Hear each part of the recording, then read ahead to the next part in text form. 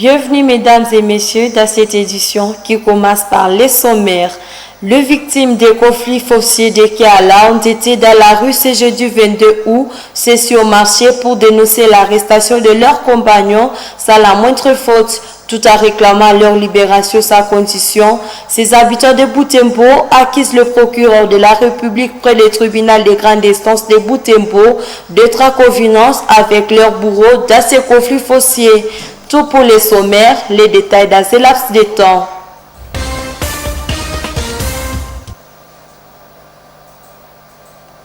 Bienvenue mesdames et messieurs, comme annoncé au sommaire, les victimes des conflits fonciers de Kiala dénoncent l'arrestation de leurs compagnons sans aucune faute. Ils ont marché ce jeudi 22 août pour réclamer leur libération sans condition.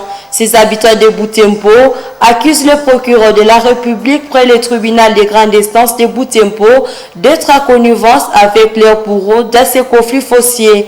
Delphé Voya et Mirembe Kitawite nous en parlent dans ces reportages. Les victimes des conflits fonciers de Tchala ont procédé à une marche pacifique qui est allée de Luenda à la mairie via le repos Tchakenga et Sonas. Sur des calicots à leurs mains sont repris des phrases qui dénoncent la connivence du proverbe circonscription de Butembo avec leurs bourreaux auteurs des conflits fonciers. Sur leur passage, ils clament des candidates pour réclamer leur terre.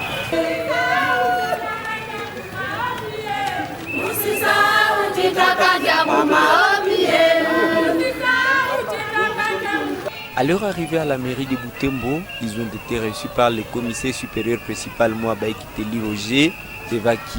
Ils ont lu leur mémorandum. Dans ces mémos, ces victimes recommandent aux auteurs de la justice de libérer leurs 8 compagnons qui sont détenus sans connaissance de leurs plaignants.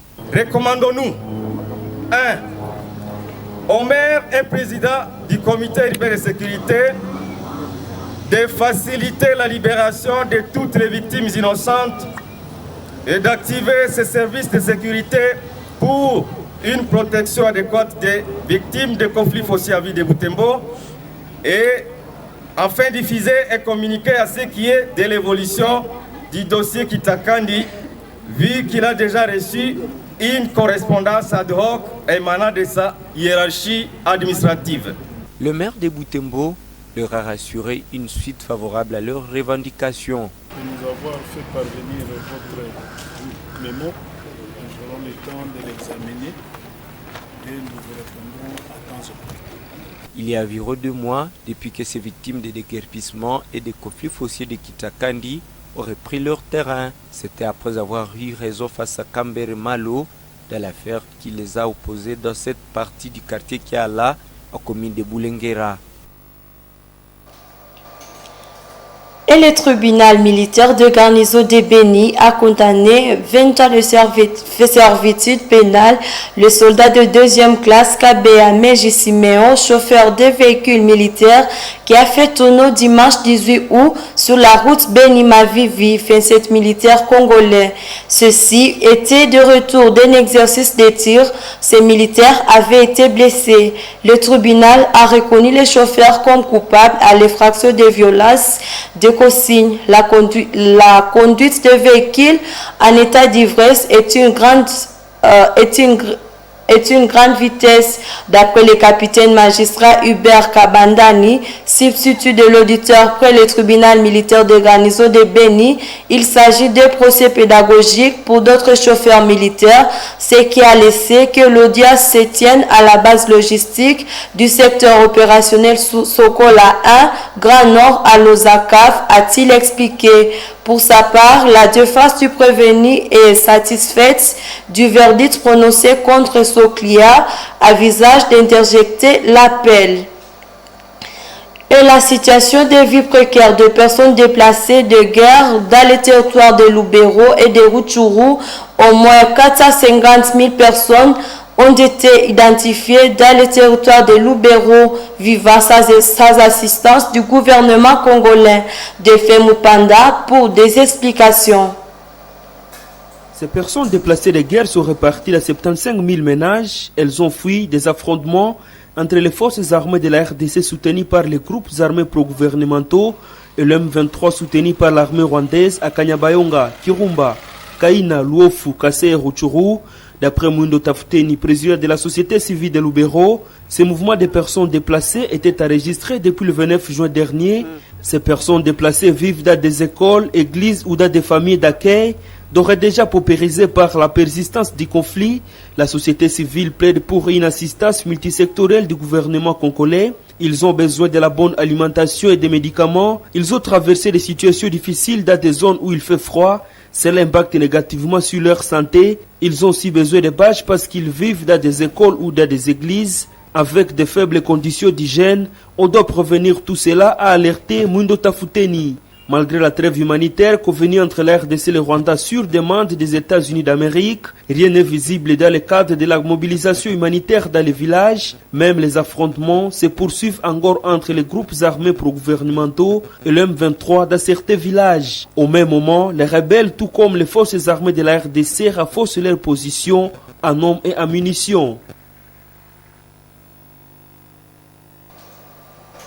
Monseigneur Sikouli Palouk Melek Sedek appelle la population à éviter l'esprit de foule, mais plutôt à poser des gestes qui peuvent contribuer à la restauration de la paix et l'émergence de la communauté. Le pasteur de Butembo Beni l'a dit mercredi 21 août à l'occasion de la célébration du 46e anniversaire de son sacerdoce par là de manifestations organisées à cette période de turbulence. L'ordinaire du lieu a montré qu'il est nécessaire de les organiser toute année à un objectif précis. Il fait savoir que les manifestations planifiées dans un but commun précis aboutissent à un résultat escompté. Suivez Monseigneur Sikouli Palouk Melek Sedek dans ses propos recueillis par Gérard Mourefou. De marche où tout le monde part, bon, vous ne savez pas pourquoi vous faites cette marche. Ça peut être une bonne chose si et seulement vous pouvez avoir comme visée. Je prends, moi j'étais pas là, j'étais au nord, quand d'ici on est parti jusqu'à l'équateur. Et puis c'est une bonne chose parce que ça a été bien organisé. Pour le monde entier, c'est cela. Mais il faut que dans la tête, et au nom de la foi, ça soit autre chose. Il ne faut pas là l'équateur, qui est l'hémisphère qui divise le monde à deux, comme pour dire, bon écoutez, l'M23 peut venir, s'il s'arrête ici, nous qui sommes dans l'hémisphère nord, nous qui sommes à Butembo, pourvu que nous soyons épargnés. Si c'est cela, moi je dis non, alors c'est négatif. Vous me comprenez? Voilà. Donc là, il faut éviter l'esprit de foule. Ça, c'est symbolique. Nous allons là-bas pour montrer au monde entier que ceux qui nous agressent, c'est ceux des hommes comme nous. Il ne faut pas qu'ils n'ont pas le droit de mettre la vie des autres en danger ou de même de la supprimer au nom d'une libération qui n'est pas celle que nous voulons vraiment. C'est nous qui devons la construire cette libération. Nous libérer nous-mêmes d'abord de nos caprices. Ils sont poussés par quoi? Est-ce que nous leur avons demandé de commencer cette rébellion? La rébellion, nous devons la commencer à nous-mêmes. Chacun contre lui-même. Qu'est-ce qui, à moi, m'empêche d'être un bon citoyen qui, dans chaque acte qu'il fait, il sait qu'il exerce les valeurs de notre hymne national, construire un monde plus beau qu'hier, plus beau qu'aujourd'hui, demain.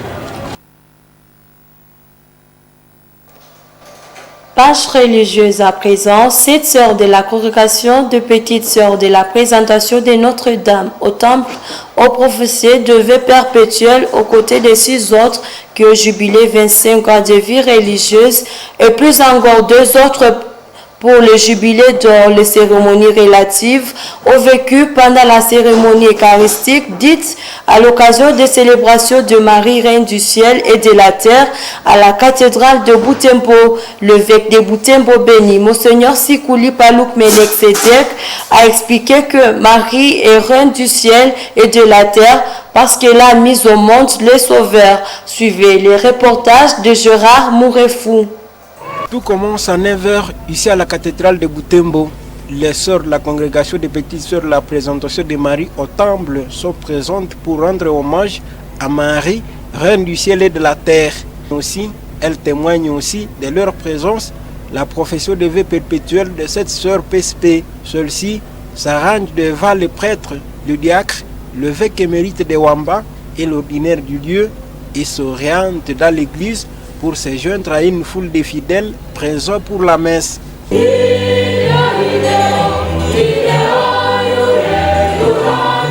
Peu avant le serment de l'ordinaire du lieu, la mère générale de PSP a procédé à l'appel nominal de cette religieuse qui ont professé ces jours le vœu perpétuel.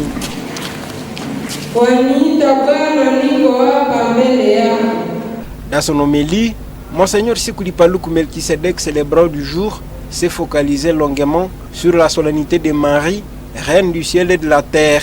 L'évêque de Butembo Béni a expliqué que Marie est reine du ciel et de la terre parce qu'elle a accepté par humilité de donner naissance au Sauveur du monde. Marie est reine parce que mère du Sauveur du monde.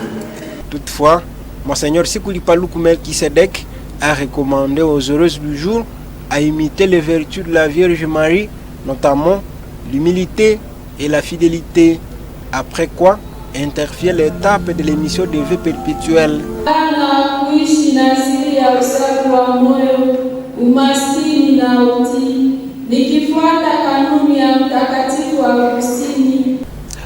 À la même occasion, 6 religieuses de cette congrégation au jubilé 25 ans de vie religieuse et 2 autres les jubilés d'or.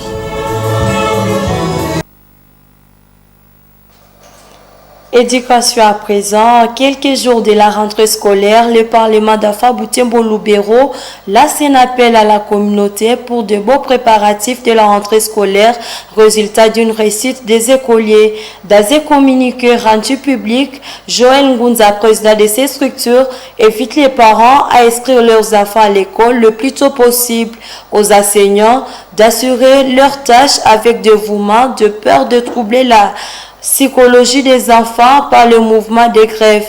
Eu égard à ceci, Joël Ngunza plaide auprès des autorités de soigner la dignité des enseignants pour échapper au mouvement des grèves qui perturbe les calendriers scolaires.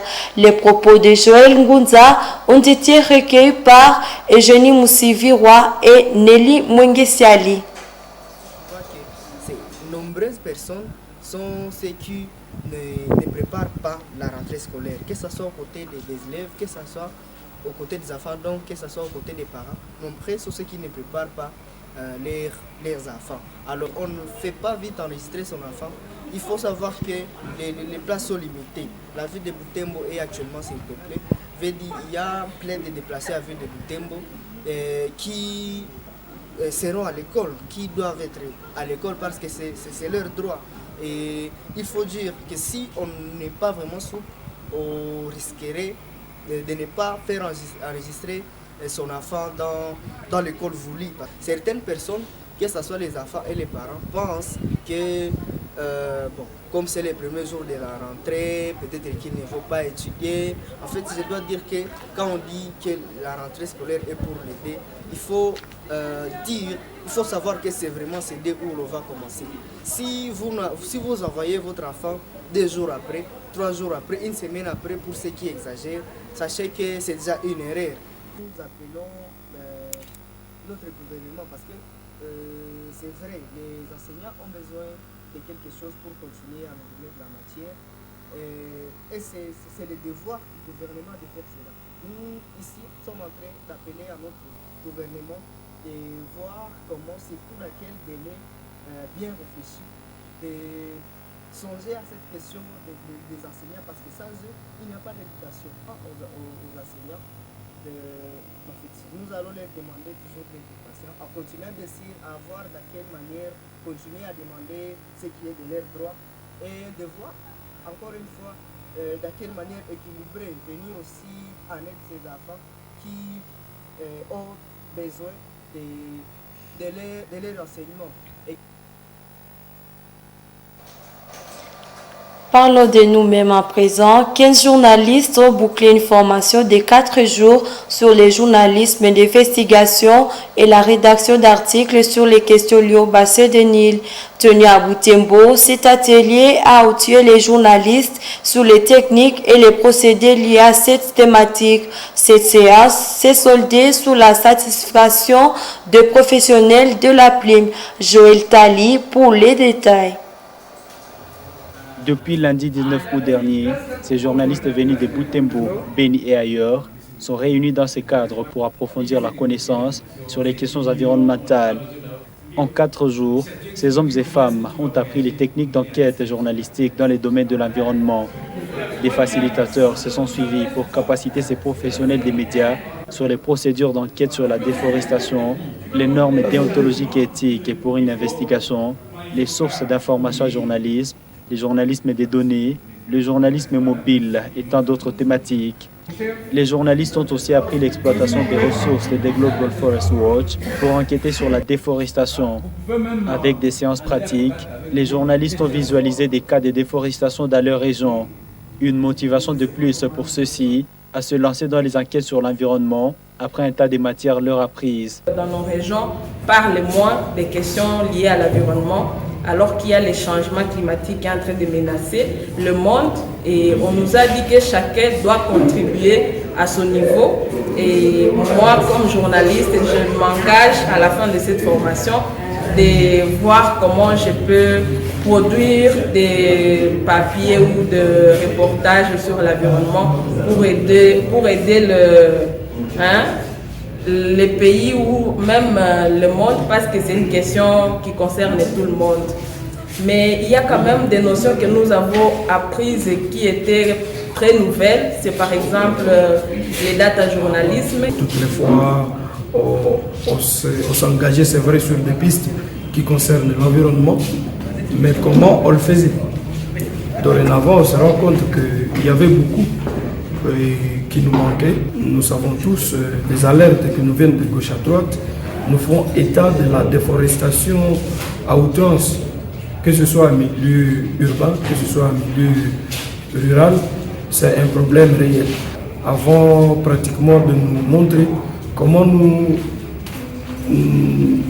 nous pouvons commencer à procéder pour accéder aux données vérifiées et vérifiables qui nous sont déjà rendues disponibles par le site de Global Forest Watch. Des données qui sont de nature à appuyer notre démarche pour dire, écoutez, il y a quelque chose que nous sommes en train de perdre tous ensemble et cela a été effectivement sanctionné, donc cette formation, par des propositions que nous pouvons faire.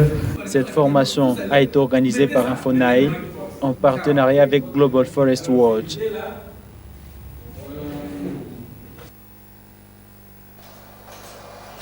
Mesdames et messieurs, nous sommes à la fin de cette édition. Merci de nous avoir suivis et restez scotchés à nos programmes. Au revoir.